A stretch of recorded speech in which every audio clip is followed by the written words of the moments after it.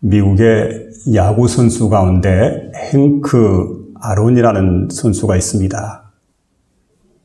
근데 그는 1954년도에 메이저리그에 진출해서 이듬해인 1955년부터 75년까지 무려 21년 동안을 올스타전에 출전했습니다. 그리고 1958년도부터 해서 수차례 골든 글러브상을 수상을 하게 됩니다. 그런가 하면 그가 1982년도에는 명예의 전당에 헌액이 됩니다.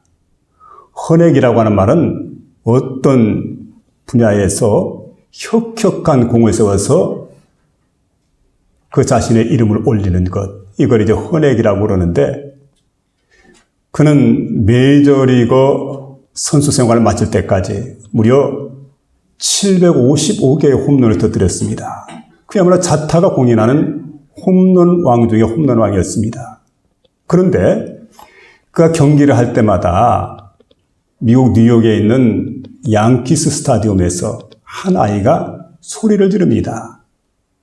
행크 아론, 나도 당신처럼 되고 싶어요. 행크 아론, 나도 당신처럼 되고 싶어요. 이 소리를 들을 때 처음에는 행크 아론이 그 소리를 무시했습니다. 그런데 자꾸 그렇게 고함을 지르게 될 때 한 번은 홈런을 치고 난 다음에 그에게 더 가까이 다가갔습니다. 그리고 그에게 이렇게 말했습니다. 얘야, 너 나처럼 되기를 원한다고 하는데, 자, 내가 이 홈런을 치는 것 때문에 너는 참 내게 있는 능력이라든지 돈이라든지 명예 이런 게 되게 부러운 모양인데 사실은 그것만 있는 게 아니란다. 나는 다른 사람보다 훨씬 일찍 꼭두 새벽에 일어나서 온몸이 땀에 젖도록 훈련을 하고, 그리고 손에는 피멍이 들도록 그렇게 배트를 갖다 휘둘리게 되는데 너 그렇게 할 수 있겠냐? 물으니까 아이가 대답이 없습니다. 여러분, 그렇습니다. 많은 사람들이 그리스도를 따라가면서 그리스도 닮은 사람이라는 소리를 듣기 원합니다. 작은 예수라고 하는 소리를 듣기를 원합니다. 근데 정작 여러분, 우리에게 제일 중요한 행크 아론이 그렇게 얘기했던 것처럼 내가 내 자신에 대해서 나는 날마다 자신을 죽이고 그리고 내 안에 그리스도로 살아서 새롭게 변화되는 역사가 돼야 되겠는데 그런 훈련이 내 속에 이루어지고 있는가? 근데 영적 훈련은 계속 이루어지지 않고 그냥 예수님 바라보니까 참 부럽죠. 참 예수님처럼 되었으면 좋겠다. 작은 예수라 불렸으면 좋겠다. 이렇게 생각을 하는데 그 예수님처럼 되어지고 작은 예수가 되어지기 위해서는 우리 안에 부단한 훈련이 필요하다는 그런 말씀입니다. 오늘 사도 바울은 그래서 12절에서 그렇게 말씀해 주고 있죠.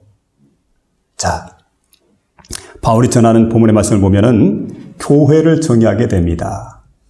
하나님께서 여러 가지 직분을 주신 이유는 왜 이런 여러 가지 직분을 주셨느냐? 이 직분을 가지고 각자 맡은 바에 충성하면서 그리고 그리스도의 몸을 세우려 함이라, 이렇게 말씀해 주고 있습니다. 우리는 그리스도의 몸을 다 이루고 있습니다. 그리고 서로가 협력하는 그 지체가 되었습니다.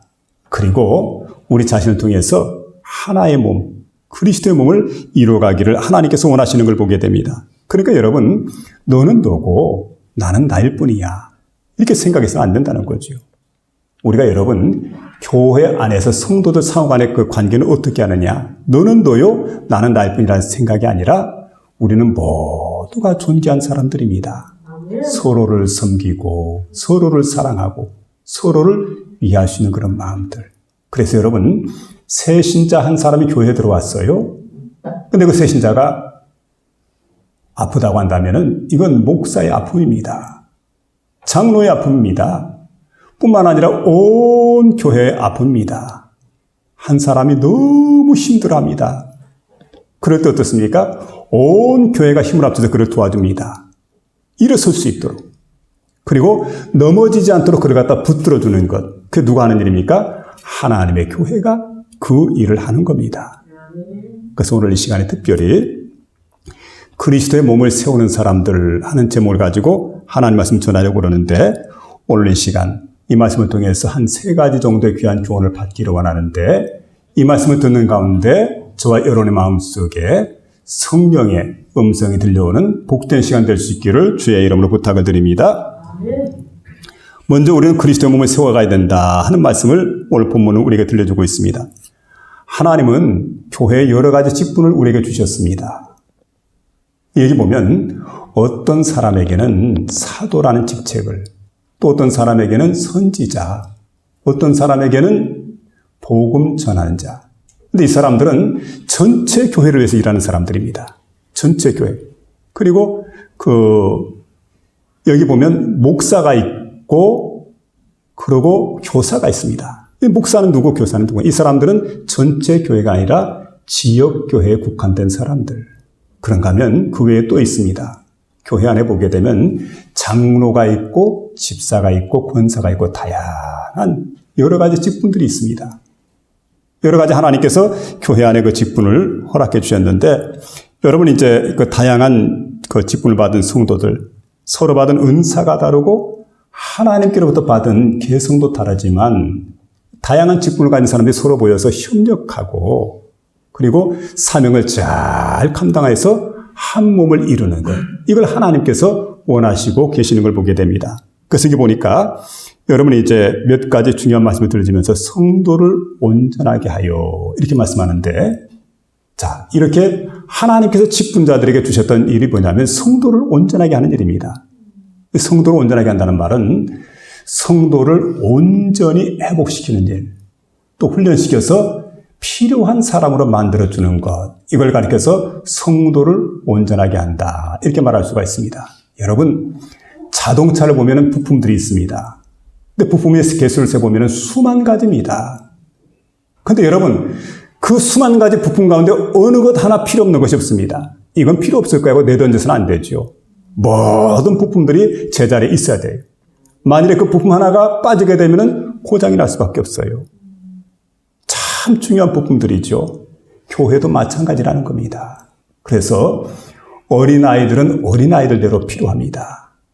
또 연세 드신 분들은 연세 드신 분대로 필요해요. 배우는 사람들은 배우는 사람대로 또 필요합니다. 가르치는 사람도 가르치는 대로 필요합니다. 그래서 여러분, 하나님의 교회는 필요 없는 사람이 한 사람도 없다는 거죠. 성도를 온전케 한다, 이렇게 말씀해 주고 있고, 그 다음에 봉사의 일을 하게 하며 그랬어요. 봉사의 일. 봉사라고 하는 것은 나의 일뿐만 아니라 다른 사람들의 일입니다. 그러니까 다른 사람의 일을, 다른 사람을 위해서 일하는 것, 이걸 가리켜서 봉사한다, 이렇게 말할 수가 있을 거죠. 그럼 여러분, 만일 우리가 우리 자신만 위해 살아간다고 하면 어떨까요? 그 삶이 행복합니까? 자신만 위해 살아가는 사람은 정말 삶이 불행합니다. 그래서 정말 보람 있는 삶은 어떤 삶입니까? 나 자신을 위해서 사는 삶이 아니라 남을 위해서 내가 섬기고 봉사하고 도와주려고 하는 그런 마음을 갖게 될 때 우리의 삶이 보다 더 풍성하고 아름다운 삶이 되는 겁니다. 주님은 그렇게 말씀하죠. 내가 온 것은 양으로 생명을 얻게 하고 더 풍성히 얻게 하심이라. 여러분, 주님의 비밀을 아는 겁니다. 그리고 여러분, 봉사하는 일에 힘쓰게 될 때 우리의 삶이 참 아름다워져요. 그래서 여러분 아신 대로 어머니는 자식을 위해서 일할 때, 가진 자가 갖지 못한 자를 위해서 일할 때, 배운 자가 배우지 못한 자를 위해서 일하게 될 때, 먼저 복음을 받은 자가 이 복음을 받지 못한 자를 위해서 하나님 복음을 전하게 될 때 참으로 그 삶이 의미 있는 삶이 될 수가 있습니다. 바라길 여러분, 우리 모든 성도들이 하나님께로부터 받은 그러한 직분이 있습니다. 또 은사가 있습니다. 그래서 어떤 일이든지 우리가 하나님 앞에서 이 귀한 일들, 그래서 봉사한 일을 잘 하게 되고, 또 뿐만 아니라 하나님의 몸을 세우려 함이라, 이렇게 말씀해 주고 있는데, 교회 여러 가지 직분을 하나님께 주셨습니다. 그리고 여러분, 은사에 따라서 일할 수 있게 하신 것은 작게는 그리스도의 몸된 교회를 위해서, 또 넓게 크게는 어떤 겁니까? 하나님의 나라를 위해서. 하나님께서 귀한 목적을 우리에게 세우셨다는 거예요. 그래서 우리는 언제든 생각을 해야 됩니다. 자, 하나님의 나라를 하나님은 우리를 통해서 확장시키기를 원합니다. 그리고 하나님 나라의 땅이 건설해 나가기를 원합니다. 하나님의 나라를 건설하고 하나님 나라를 확장시켜 나가기 위해서 우리가 여러분 하나님 앞에 부름받았다는 것. 그래서 정말 중요한 것은 하나님의 뜻이 하늘에서 이루어진 것처럼 이 땅에 이루는 일. 그게 바로 뭡니까? 하나님 나라를 건설해 나가는 일입니다. 바로 이와 같은 복된 일에 저와 여러분이 쓰임받게 되는 그런 복된 심령 될 수 있기를 주의 이름으로 부탁을 드립니다. 두 번째는 우리는 그리스도의 장성한 분량의 경제에 이르러야 된다. 이렇게 말씀해 주고 있는데 13절 보니까 이렇게 말하죠. 우리가 다 하나님의 아들을 믿는 것과 아는 것에 하나가 돼요. 온전한 사람을 이루어 그리스도의 장성한 분량이 충만한 데까지 이르리니 여기 보면 그렇게 말씀합니다. 하나님의 아들을 아는 것과 믿는 것에 하나가 될 때 그때 어떻게 됩니까? 온전한 사람을 이룬다는 거죠. 다른 말로 말씀드리면 성숙한 사람이 되어진다는 거예요. 이렇게 되면 우리가 그리스도 예수의 장성한 분량이 충만한 데까지 이룰 수가 있어요. 바로 이제 이런 삶을 바울이 우리를 통해서 살기를 원하는 걸 보게 됩니다. 몸은 성인인 사람인데 정신이 성장하지 않은 사람이 있습니다. 그런가 하면 정신은 좀 성장을 했는데 몸이 성장하지 않는 그런 경우도 있어요. 그렇기 때문에 우리가 어떻게 됩니까? 영혼, 육의 균형 잡히게 성장을 해야 돼요. 모든 부분이 골고루 잘 성장을 해야 됩니다. 교회도 마찬가지예요. 어느 교회를 보면 몸은 좀 성장을 했죠, 교회가.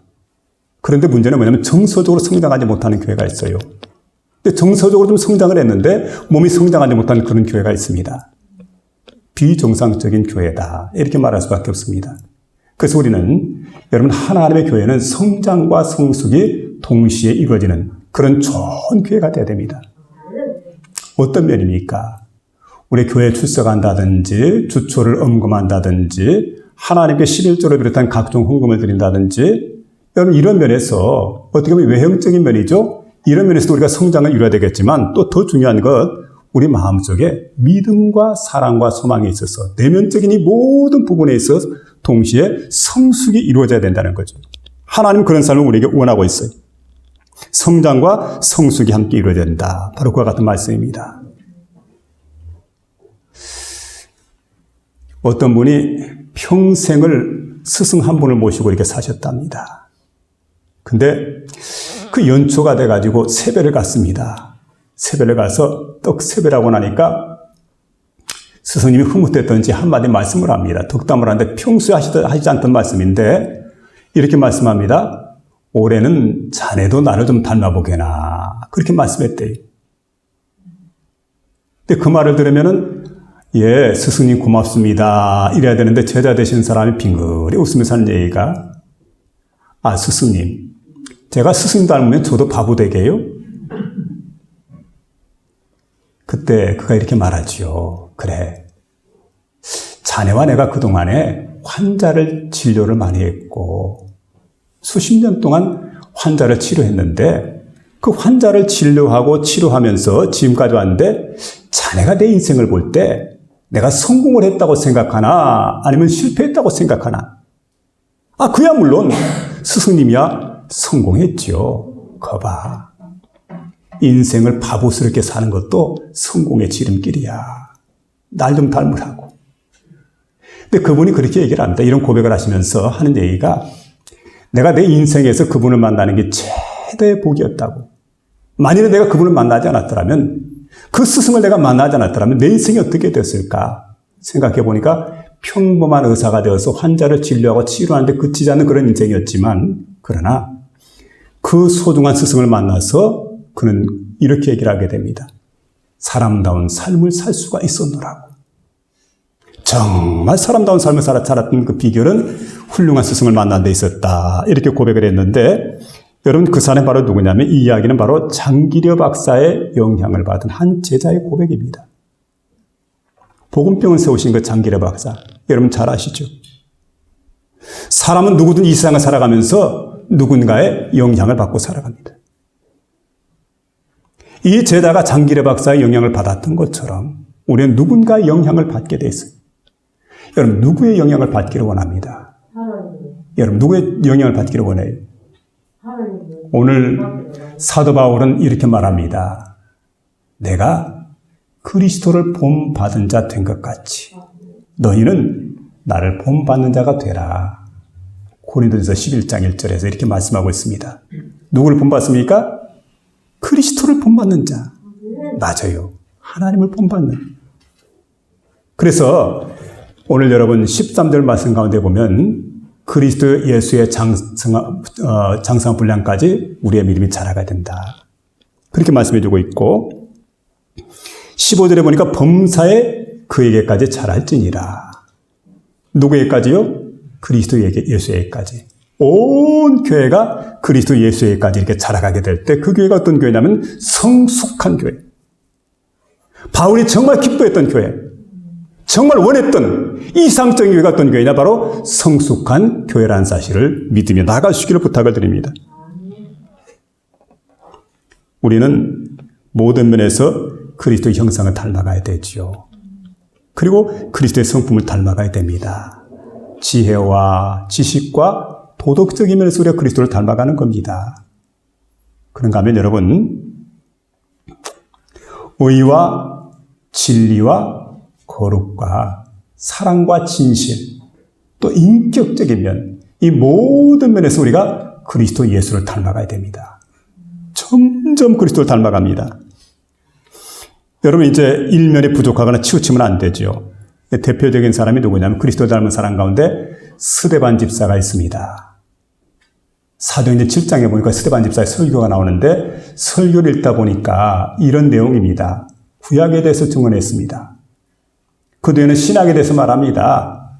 그리고 또 한 가지는 그리스도 예수의 십자가에 대해서 증언하게 됩니다. 그런데 그 설교 내용이 예수님 말씀과 너무 닮았더라는 거예요. 그리고 마지막에 돌에 맞아 죽으면서 기도를 드립니다. 그때 기도하는 내용이 주여 저들을 용서해 주세요. 저들의 죄를 저들에게 돌리지 말아주세요.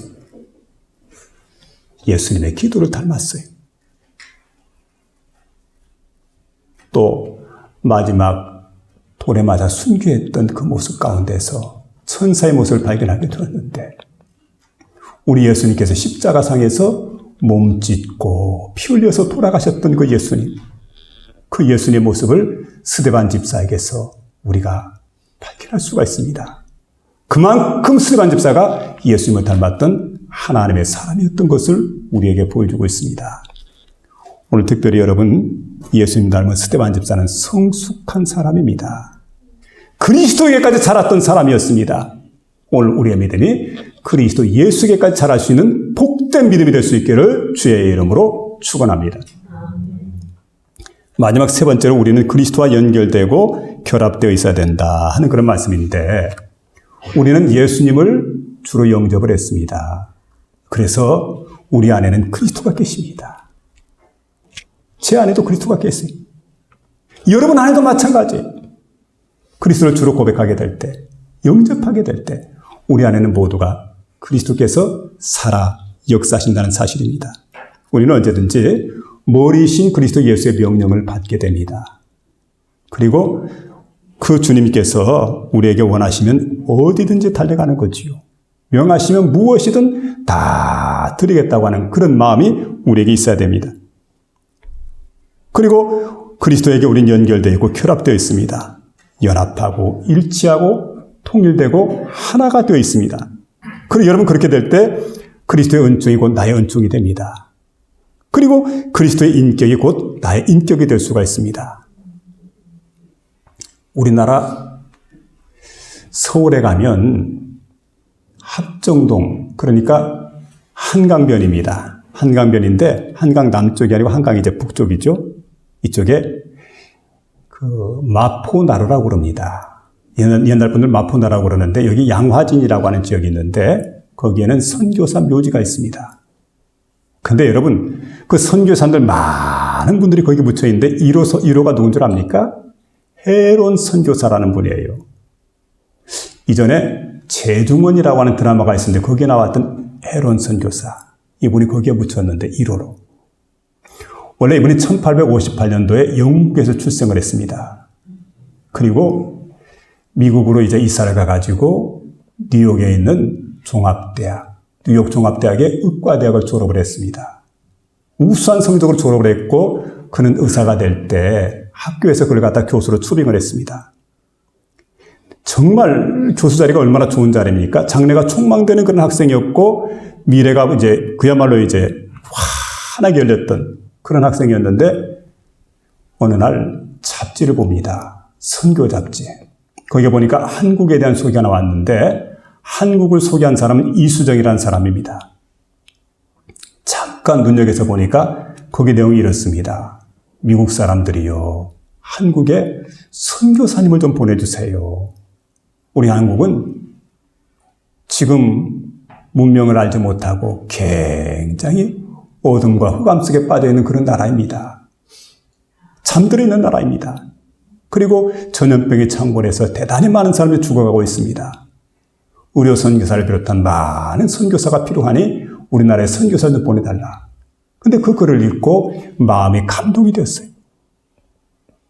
여러분, 그 감동을 주신 분이 하나님이죠. 성령께서 그 글을 읽게 하시고 그 마음속에 감동을 끼치고 그래서 그 순간에 마음속으로 결정을 하게 됩니다. 조선 땅에 죽어져가는 그 수많은 사람들, 그들의 생명을 일으키는 운동을 해야 되겠다 생각을 하고는 그 젊은 나이에 북장로교 선교회에 찾아갑니다. 그리고 거기에서 이제 잠깐 훈련을 받고 아주 젊은 나이에 북장로교 최초로 한국의 선교사 이렇게 파송이 되게 됩니다. 그렇게 해서 1884년도에 일본으로 그가 떠나게 됩니다. 거기서 일본에서 이수정 씨를 만나지요. 한국의 풍습에 대해서 그리고 한국의 언어를 다 배우게 됩니다. 그리고 이제 한 해가 지나고 난 다음에 1885년도 6월 21일 날 제물포항, 지금의 인천항입니다. 여기로 이제 들어왔어요. 그리고 와서 보니까 이미 알렌 선교사가 사역을 하고 있습니다. 그는 알렌 선교사의 뒤를 이어서 고종의 주치의가 되었습니다. 그리고 이대 광해원 원장이 됩니다. 그는 광해원을 최중원으로 바꿨습니다. 그리고 그 권력자들, 또 어떻게 보면 상류층 사람들만 치료해주는 게 아니고 그야말로 평민들까지 다 치료해주는 그런 이제 병원으로 만들었습니다. 모든 사람에서 누구든 진료받을 수 있도록, 누구든 치료받을 수 있도록. 근데 얼마나 조선이라고 나라가 위생이 열악하고 환경이 열악한지 당시 보니까 전염병이 창궐한데 대표적인 전염병이 여러분 콜레라입니다. 장질부스라고 하는 그 장티푸스죠. 장질부사. 이 장티푸스가 또 창궐하고 그래서 환자를 돌봐야 되겠다 생각을 하고 병원을 간호사들에게 맡기고 가방을 울러매고 백열이 떨어진 곳까지 가서 이제 환자를 치료해 줍니다. 여름이 얼마나 덥습니까, 날씨가. 옛날에 선풍기도 제대로 없던 그런 시대인데 그때 가서 여러분 그 많은 사람들에게 희생적으로 잠도 제대로 자지 않고 그러면서 열심히 환자를 진료하다가 치료하다가 결국은 한국 땅에 들어온 지 5년째 되었던 1890년도 7월 달에 이질로 세상을 떠나게 됩니다. 근데 그 세상을 떠나는 날, 그는 그야말로 이제 자신의 고통을 자신을 구원해준 주님께 다 맡기고 천사의 안내를 받아서 천국으로 입성을 하게 됩니다. 이 천국에 입성하던 그 시간에 그 주위에서 그를 바라보고 있던 많은 환자들이 그를 위해서 눈물을 흘리고 그 동료 선교사들이 그리고 그뿐만 아니라 당시 정부에 있던 고관들이 그 장면을 바라보고 있다가 많은 눈물을 흘렸어요. 그는 세상을 떠나기 전에 주변에 있는 사람들에게, 가족들, 아내와 자녀들에게, 또 주변에 있는 환자들에게 이렇게 얘기를 합니다. 여러분, 예수님은 우리를 사랑하셨습니다. 우리를 위해서 생명을 내어놓으셨습니다. 대속의 죽음을 죽으셨습니다. 여러분, 그 예수님을 믿으세요. 마지막 이 복음을 떠나고 그는 운명을 하게 됩니다. 한번 생각해 보세요. 장래가 미국에서는 보장이 되어 있습니다. 근데 어찌하여 조선 땅에 그리고 자신이 조선에 대해서 이렇게 쭉 정보를 봤을 때 전염병이 창궐한 나라다. 근데 전염병이 창궐한 나라에 왜 들어왔을까요? 또 한 가지는 이 나라에 들어가면 자신의 목숨을 잃을 수가 있습니다. 사지로 들어가는 거예요. 왜 이런 선택을 했을까요? 얼마든 영광의 자리가 보장이 되어 있는데, 얼마든 좋은 길이 보장이 되어 있는데, 여러분 영광의 길을 다 마다하고 고난의 길을 스스로 선택해서 한국 땅에 들어왔습니다. 그 이유가 어디에 있었습니까? 바로 이 한국을 선택했던 것은 성령으로 말미암아 부음받은 사랑이 그의 마음속에 강권적으로 역사했기 때문이라는 겁니다. 여러분, 이게 하나님의 사람입니다. 하나님의 사람은 교회를 늘 생각할 때마다, 여러분, 여기 있는 교회만 교회가 아니에요. 다른 곳에 있는 교회도 교회입니다. 한 교회지요. 우리는 언제든 유기적인 관계다. 하나의 공동체다. 그리고 여러분, 모든 교회는 연결되어져 있고 결합되어져 있다. 미국의 교회도 소중하지만 조선 땅에 있는 교회가 소중하다. 여러분, 그래서 우리가 인도에 선교를 합니다. 오늘 예배를 마치고 나면 이제 그 인도에 세워지는 교회를 보게 될 터인데 15번째 교회입니다. 16번째 교회를 준비하고 있습니다. 하나님 은혜지요. 하나님 기뻐하실 일이고, 교회는 연결되어 있다는 것. 그리고 항상 이 교회가 하나 되기를 하나님께서 원하신다는 것을, 결합되어서 하나 되기를 원하신다는 것을 우리가 기억하며 살아가야 됩니다. 릭 워렌 목사님이 이런 얘기를 했습니다. 교회다운 교회가 됐을까? 어떤 교회는 조직이 이끄는 교회다. 어떤 교회는 전통이 이끌어가는 교회다. 어떤 교회는 목사가 이끌어가는 교회. 어떤 교회는 장로가 이끌어가는 교회. 어떤 교회는 헌법이 이끌어가는 교회. 어떤 교회는 위원회가 이끌어가는 교회다. 그런데 교회다운 교회는 어떤 교회일까? 목적이 이끄는 교회가 할 때 그 교회가 교회다운 교회다. 여러분, 목적이 이끌어가는 교회. 교회가 세워진 목적을 절대 잊어서는 안 됩니다. 다시 한번 오늘 본문의 말씀 생각하면서 비본질적인 것이 교회를 지배하게 해서는 안 됩니다. 아름다운 교회, 칭찬받는 교회, 모범적인 교회, 하늘에서 뚝 떨어진 교회가 아니죠. 모두가 힘을 합쳐야 됩니다. 그리고 만들어가고 세워가야 됩니다. 세상에 완전한 교회는 없습니다. 완성된 교회도 없습니다. 공사 중이라고 하는 말처럼 우리가 지금 그런 교회를 세워가고 있는 중입니다. 여러분, 하나님께서 기뻐하시는 그런 아름다운 교회를 세워나가는 저와 여러분 모두가 될 수 있기를 주의